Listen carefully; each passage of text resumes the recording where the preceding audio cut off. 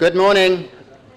It's always a great pleasure to be back in a Bien conference, because those of us who've been coming a few years, we won't go into numbers, always look forward to meeting so many friends. And in that connection, I'd like to just correct a tiny error in the program, which I think is a fantastic program, and I really join in Carl's congratulations to the organizers who've done a fantastic job for us. But I do want to assure you that all about 1/3 of you who are not Europeans are actually welcome in this conference, because the welcome only refers to the Basic Income European Network, which ceased to exist in 2004. And so we're actually celebrating the 9th International Conference of the Basic Income Earth Network.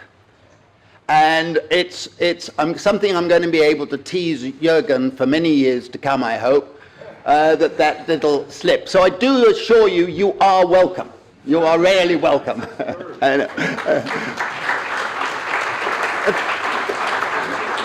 The second thing I'd like to say is that we are privileged to be in Finland, which, as we all know, is a pioneer in the sense that the Prime Minister and the government announced a basic income pilot.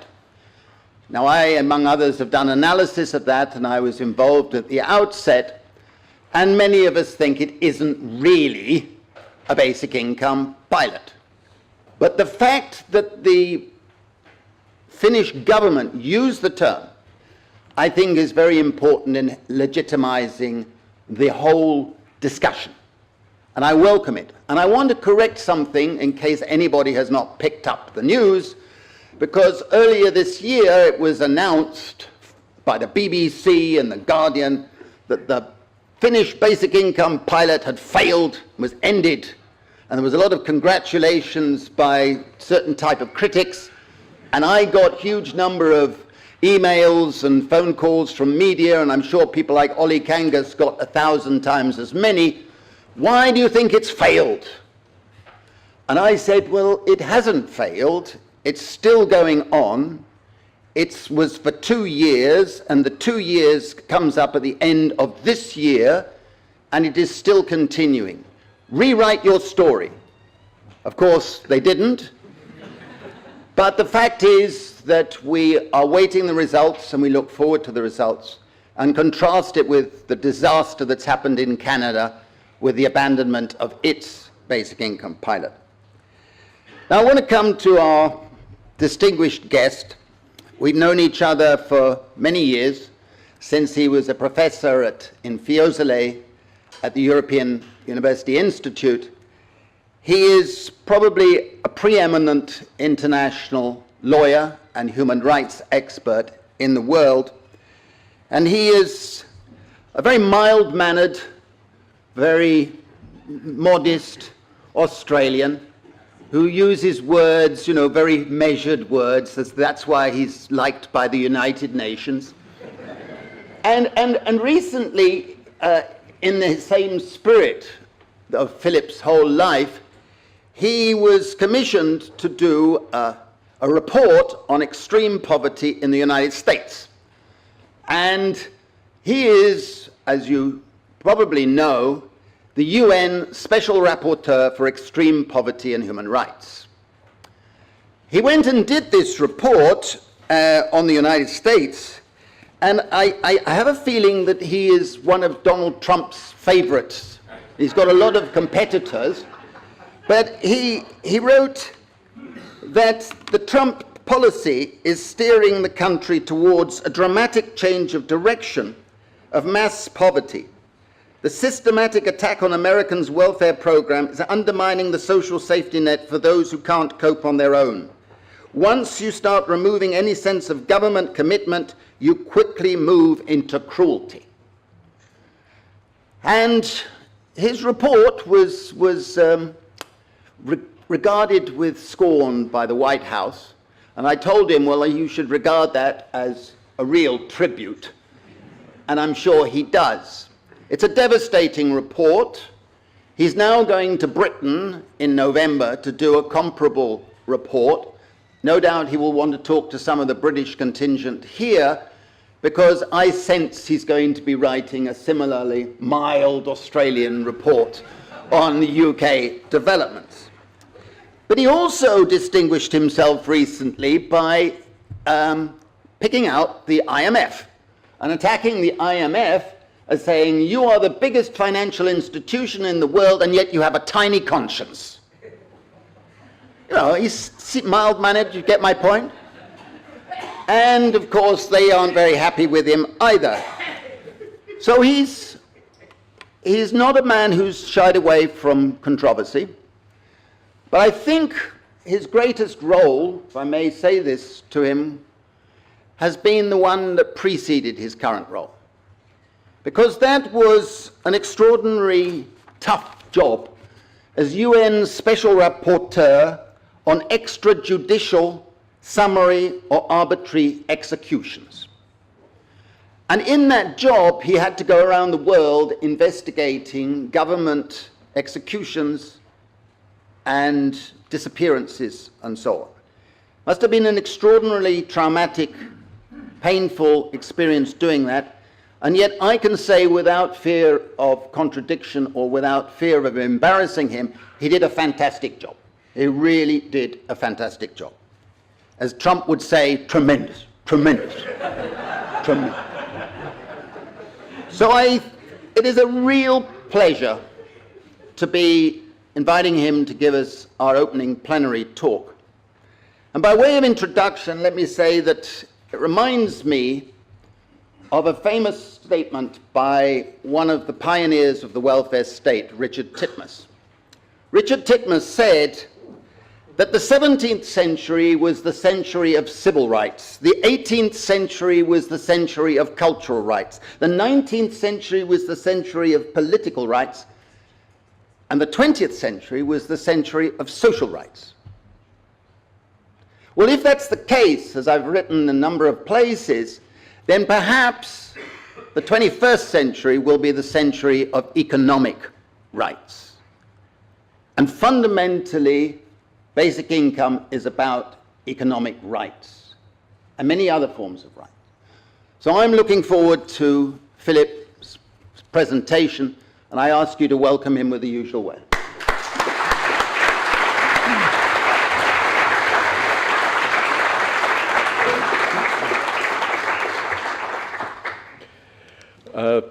Thank you very much, Guy.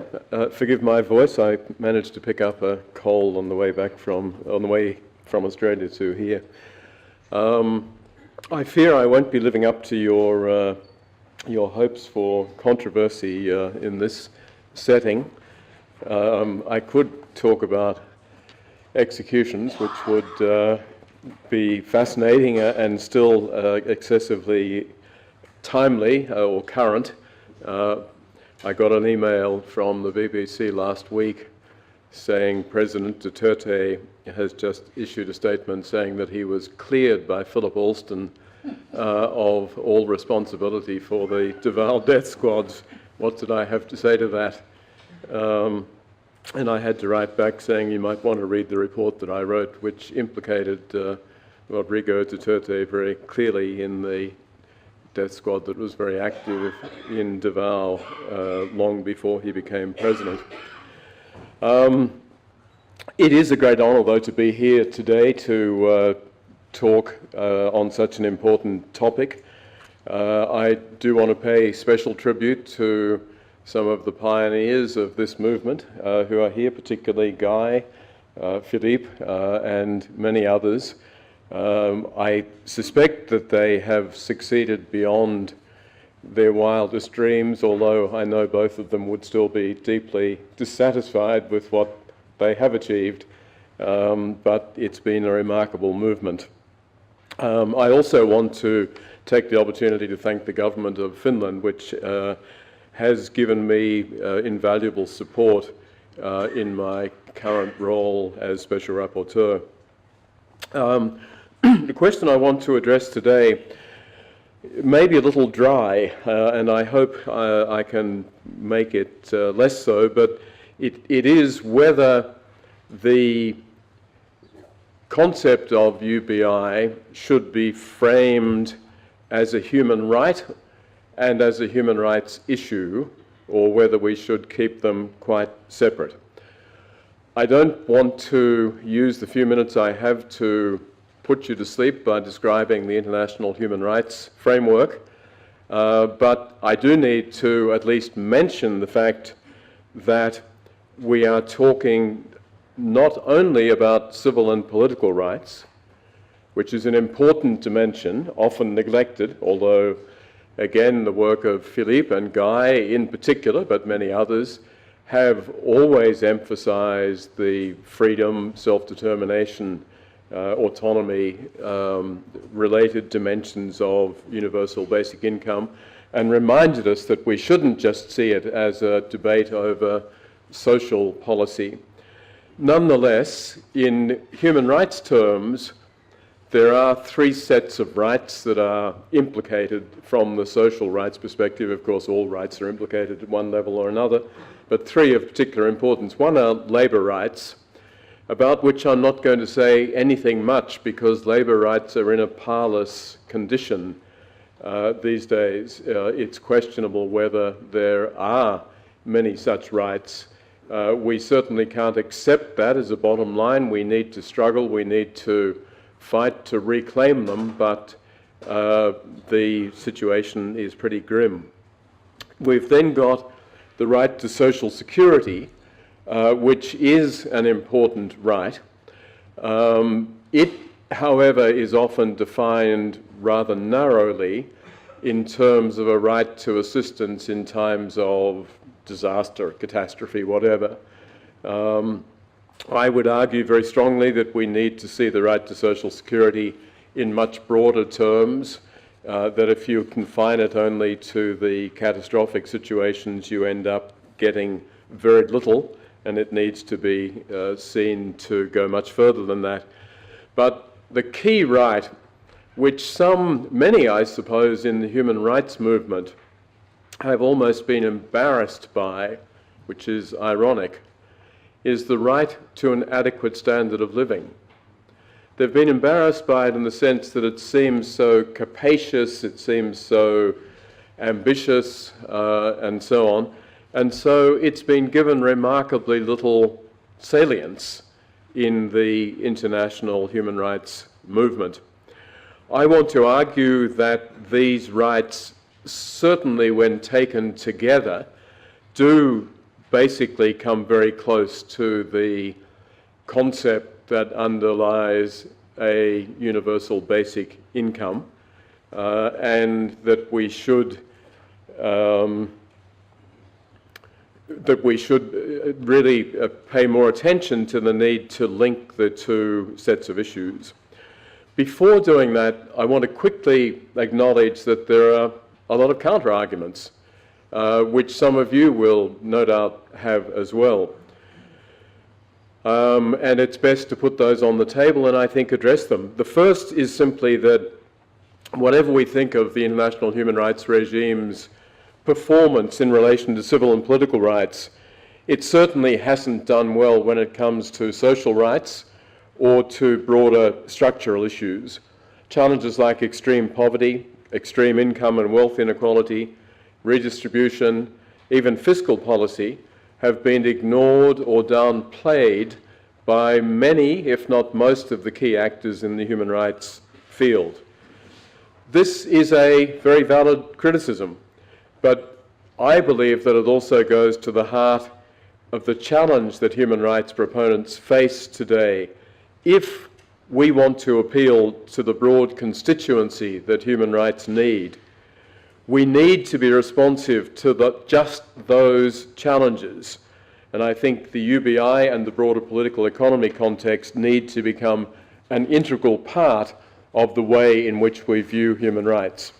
If you take just a very quick example, for all of the debates over human rights in the United States these days, it's arguable that a greater impact on rights, certainly on social rights, was had by the tax reform enacted at the end of last year.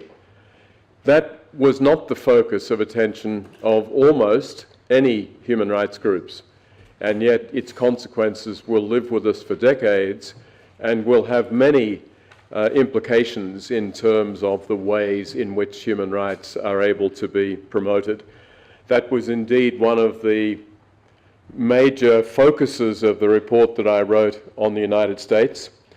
The argument, and I think this is very important, that I just come, as I said, from Australia, where we change prime ministers every couple of days, with a lot of blood on the floor. But one of the biggest debates which the outgoing Prime Minister happily lost in the Parliament was the implementation of a really major set of tax reforms, with the argument, the United States has done it, we too need to do it.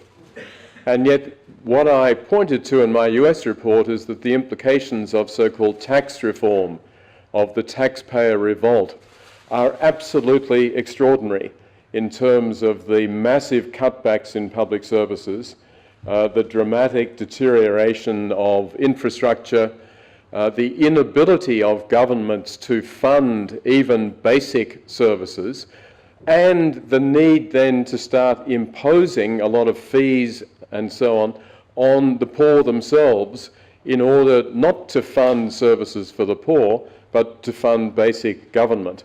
So the push for tax cuts very quickly translates into major human rights implications, but those implications are not generally on the table when we discuss the need to reduce ever more the levels of taxation in Western countries in particular, but not only.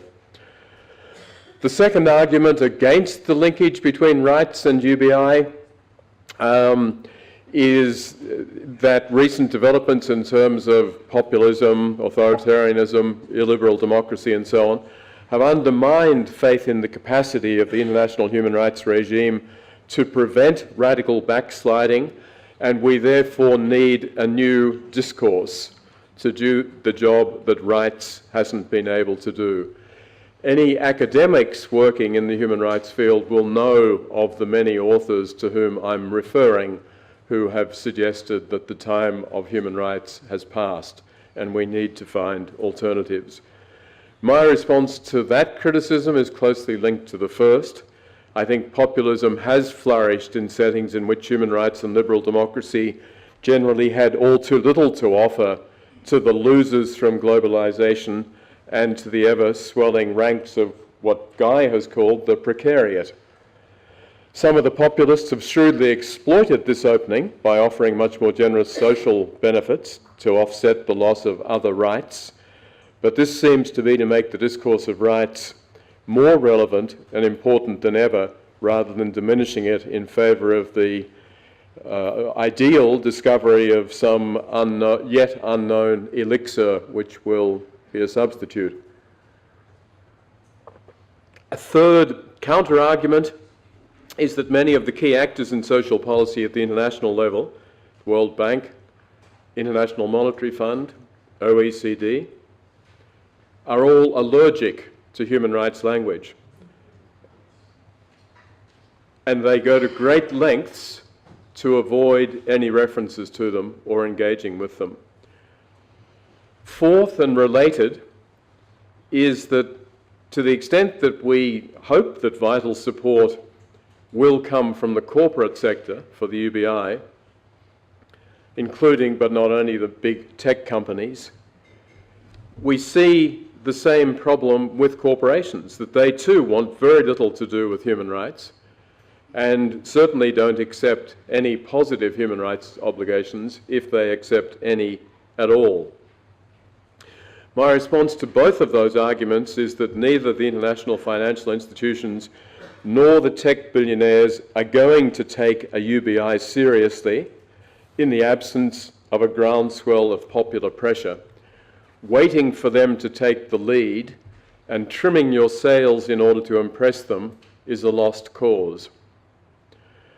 Fifth and finally, and perhaps I should be fairly brief on this, although it's an issue of great interest, is the philosophical objection that Philippe and his co-author Yannick van der Voort have made in their book, that claiming that the right to a basic income is a human right rests on a confusion.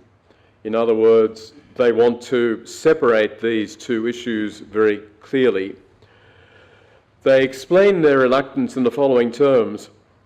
Suppose one can say, on the basis of some ethical theory of human rights or of public international law, that there is something like a human right to an income sufficient, say, to cover basic human needs, or to be lifted out of poverty, or to live in dignity.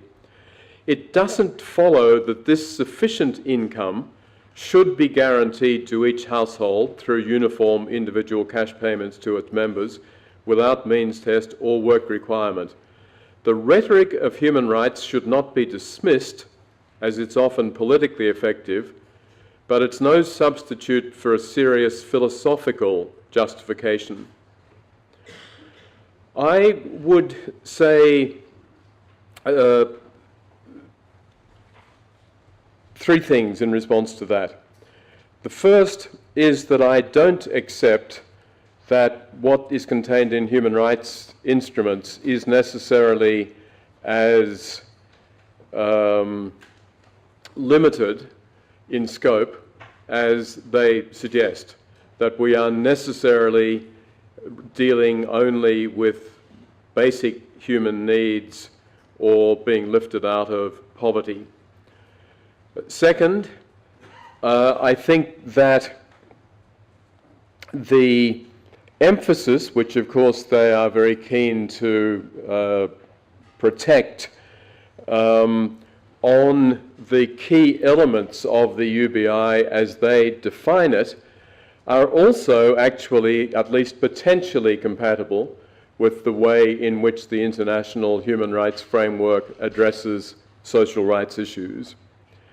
And thirdly, I think that to make a distinction between the rhetoric of human rights on the one hand and serious philosophical justification on the other is mistaken. There's no question that the modern catalogue of human rights is a philosophical mongrel, to put it in those terms. There isn't a clear philosophical heritage, but there have been many analyses in recent years which have argued that one can in fact justify the catalogue that exists by reference to a range of different theories.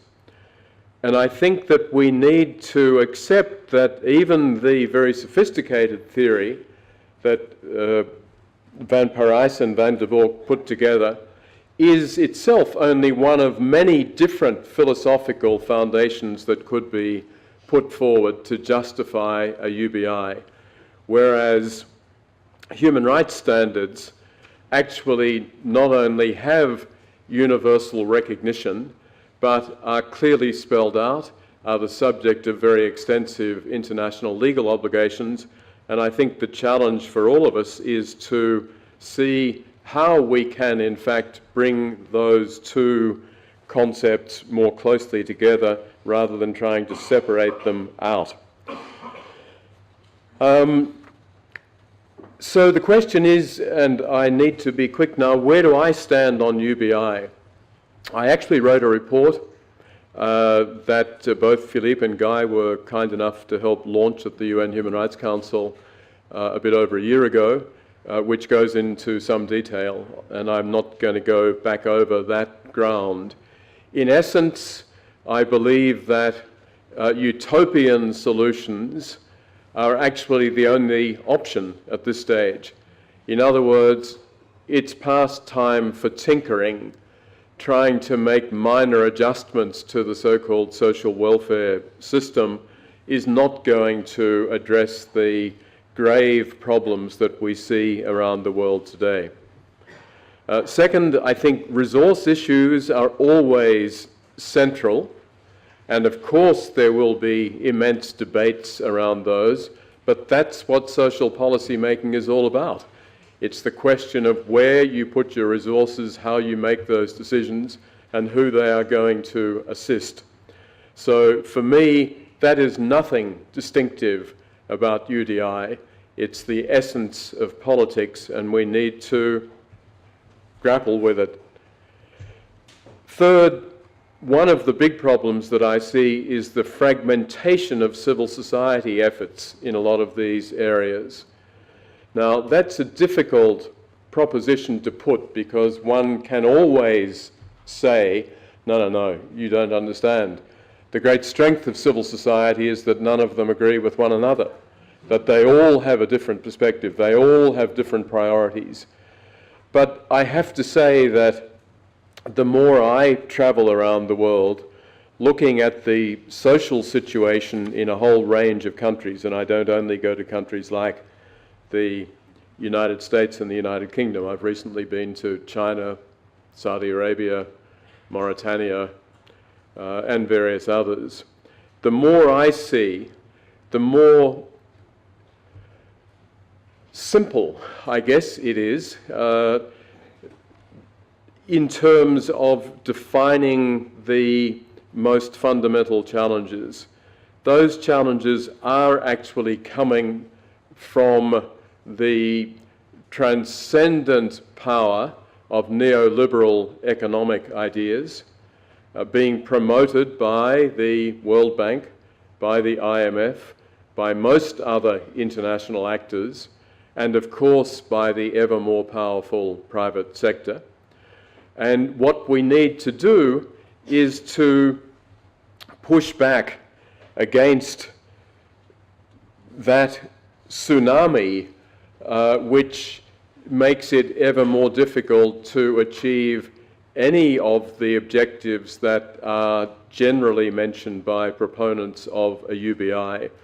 So I think that more and more groups within a very diverse civil society need to realise that they too have to address these basic economic and social structural issues, and that the UBI is a very important way in which to do that.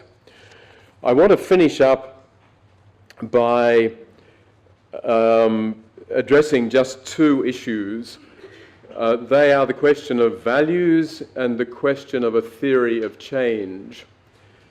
One of the great strengths of the UBI movement is the extent to which it brings together otherwise warring parties.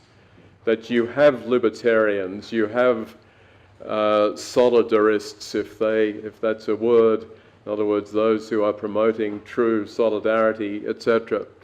And they can come together and support, albeit rather different versions of UBI, but we can gloss over those differences.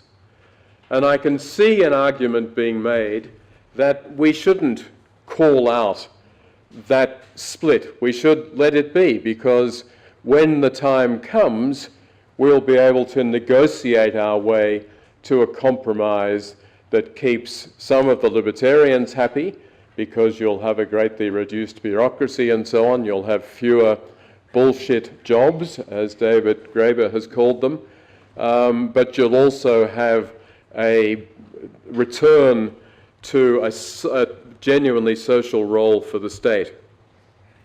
I have to say that I'm not convinced that we can actually remain agnostic in that way in terms of the promotion of a UBI. I think, as I've said before, that we see a very major threat coming from the emphasis on fiscal consolidation, austerity, welfare cutbacks, reducing the size of the state, privatisation and so on. And many of those developments are being promoted through the assertion of values. They are libertarian values of freedom, autonomy, getting on and doing it for yourself, self-sufficiency. Curiously, progressives are not prepared to throw themselves into what I would see as rights language and start arguing that there is a right to the sort of benefits that come from a UBI. We tend to be much more reluctant, and I think that's problematic. That brings me to the final issue, which is a theory of change. I'm not going to go into academic notions of that phrase, but just to say that it's very important for us when we are advocating something like this to have in mind somehow an answer to the question of how's this going to happen? How are we going to bring it about? And I think so far, there's a book that was written by Walter Scheidel last year called The Great Leveller, where he argued that mass inequality has only ever been reduced historically by violent means. Warfare, transformative revolution, state failure, or lethal pandemics. And short of that, policy making ain't going to do it. So how are we going to bring about UBI change? Is it through the power of ideas? It's certainly relevant, and what I said before about values, I think it's extremely necessary to have that. Is it elite persuasion? Is it convincing the Silicon Valley guys and others that this is what it's all about? I would say absolutely not. I think what one needs and what one doesn't see a lot of yet on UBI is mass mobilisation. Now, easy to say and very hard to bring about. The advantage of human rights, I've always argued, is that human rights are only meaningful when we have a sense of outrage. If I say that all the women in this room are stupid because they're female, thank God there will be outrage. People will be up in arms. If I move over and hit Guy because I don't like British people, which is natural for an Australian, there's going to be outrage. I hope. And what we... or there might be widespread cheering, but I won't go on there. But the point I want to make is simply that what I think we need to do is to turn the tenets of UBI, to turn the tenets of social protection into an issue, I would say an issue based on human rights values, which produces outrage when the denial is demonstrated. And unless we can get into that framework, we're not going to successfully push back against the major tides that are pushing very strongly in the opposite direction. Let me say again, I think there is a major need to start building stronger coalitions. I've said in my report that the work on social protection flaws that the ILO and others have promoted is an absolutely crucial ally, and I would like to see much closer collaboration if we're really going to make the principles underpinning a UBI a reality. Thank you.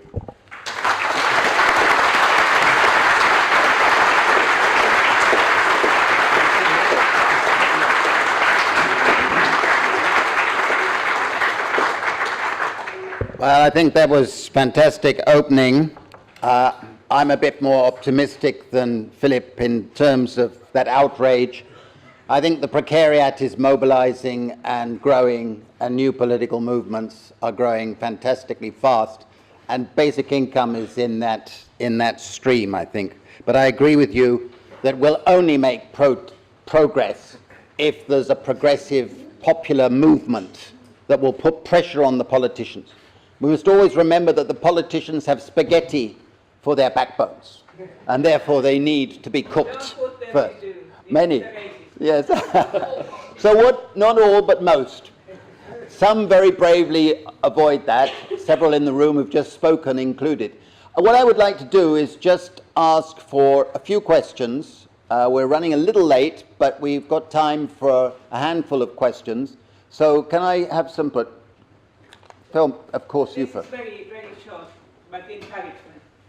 This is also an encouragement because in the health sector we have the Every Woman, Every Child committee where I'm also and it's under the Secretary General Guterres. And we try to see the issue of the health as a human rights issue for the girls and women.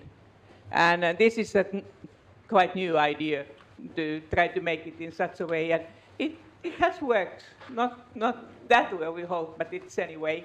And so never say businessmen, lawyers, politicians, and so, because every individual can make a change. You never make a big caucus if you are separating people by their background. Okay. A voice for the political establishment. Thank you very much. Who's next for question? Yes, sir.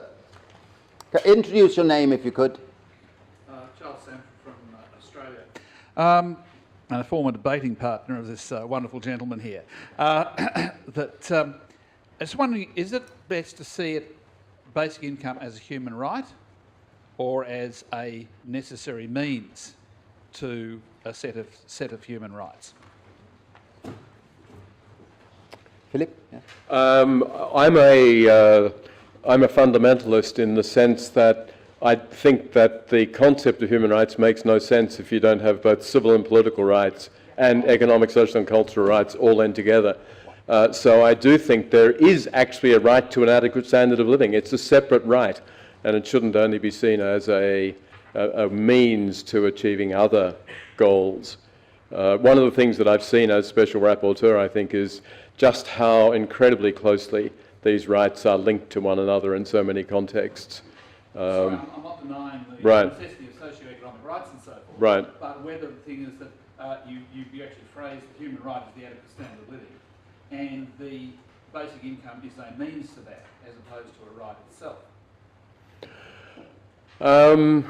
Yeah, I mean, I think one could make those distinctions. I think also one could go, I think I'm happy to go in the opposite direction and say that the right to an adequate standard of living implies the right to a basic income, because we don't really separate out goals and means so dramatically in the human rights area. So I'm not sure I would want to say, no, that's just one of many different means by which it might be achieved. But it's an important point. Okay. Yes, please. Raimund Acker from Germany.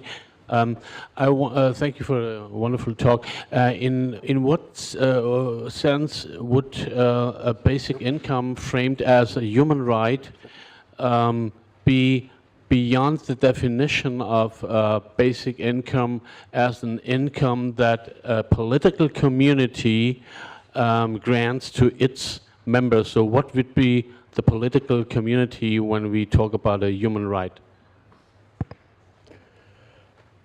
Well, I mean, that too is a very big debate. What are human rights? Are they universal values, or are they which just exist quite independently of any action by states or any others? Or are they actually rights that are granted by political communities? I think the best way to go in that sense is to see human rights as being authentically universal, and then the role of the nation state as being to work out the ways in which it will secure those rights for people within its boundaries, not just its citizens. So that's how I would, I think, see that issue. All right, a green voice, but certainly from someone who has proved that she hasn't got spaghetti backbone. Thank you. So, great voice. Natalie Bennett, former leader of the Green Party of England and Wales, here with the Green Economics Institute, the Green European Foundation, sorry. I would argue there's already a sense of outrage, certainly in large parts of the United Kingdom. I've got a saying that we shouldn't rest until the last food bank closes because of lack of demand. And that's something that produces huge cries of support, and I think reflects an understanding of the need in the UK. And I think one of the things that I would say is, we look at Finland, we look at Scotland, more progressive places are where we're seeing trials of UBI. But I think perhaps I'd ask what your thoughts are on whether it's actually some of the most extreme neoliberal places are actually, like US and UK, are actually perhaps where there's the most opportunities because there is more outrage. Whereas when you come to somewhere like Finland, because there's much less need, there's actually less outrage. So, should we be focusing our efforts really on what look like some of the most difficult cases, like the UK and the US? Because going for the easy ones isn't actually going to give us the wins and the victory with that sense of outrage that you've suggested. Good question. I have to be extraordinarily bureaucratic in response to part of your question and say that I cannot make any reflections on the situation in the United Kingdom since the purpose of my 2-week visit in November is to find out what's going on there and not to prejudge the situation. I think certainly the United States provided the classic case study for me, but I think I guess to give you another example, my most recent mission as Special Rapporteur was to Ghana. I'm sure most of you don't have an acute knowledge of what's going on in Ghana, but it's the fastest growing economy in Africa, one of the fastest growing economies in the world.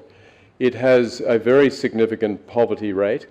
It has some wonderful anti-poverty programs, none of which are funded, certainly not by the government. And the entire direction in which it's going is classic neoliberal, that the president is calling for the private sector to step up and fill the huge infrastructure gap, that the giving of money to entrepreneurs to build factories is the principal way of addressing problems of poverty and urbanization and so on, and they're not interested in, basically, in social protection. So I think that while you're right that the extreme cases of the implementation or the advanced cases of the implementation of neoliberal policies are important testing grounds, what we're seeing is a much more broad-based phenomenon. Okay, well, thank you very much, Philip, and the questioners. We're running quite a lot late. I hope, apologies to those who wanted to ask other questions. We have a curtailed coffee break of 20 minutes, which should be enough. So let's thank Philip one more time. And